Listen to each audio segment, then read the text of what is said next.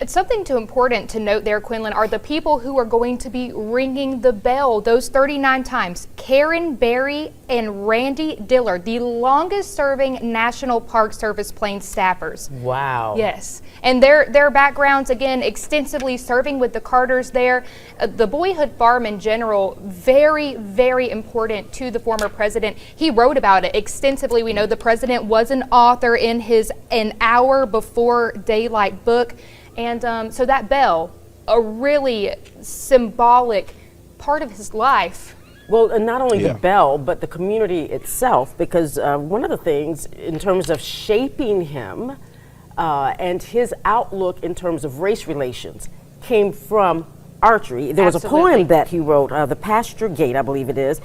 He talked about learning about racial differences when he was about to go through a gate, and his African-American friends who he played with, they wanted him, there we see the motorcade approaching archery, they wanted him to go through first, and he didn't understand why.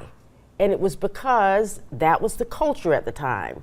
You know, white Americans, you would defer to them. Right. And he didn't understand that because they were just his friends. He didn't see them as black or white. He just saw them as his friends.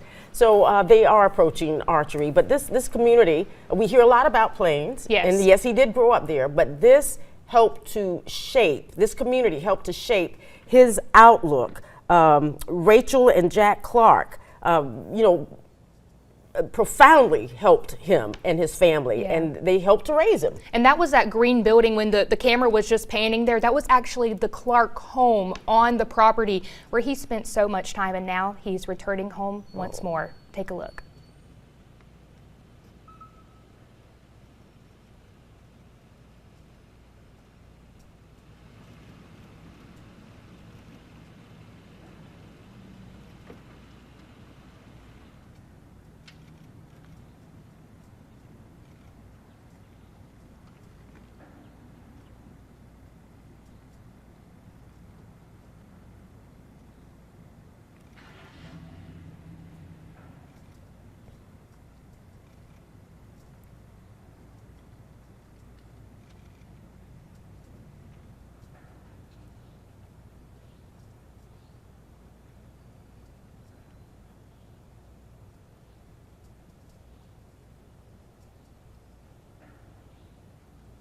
Present arms.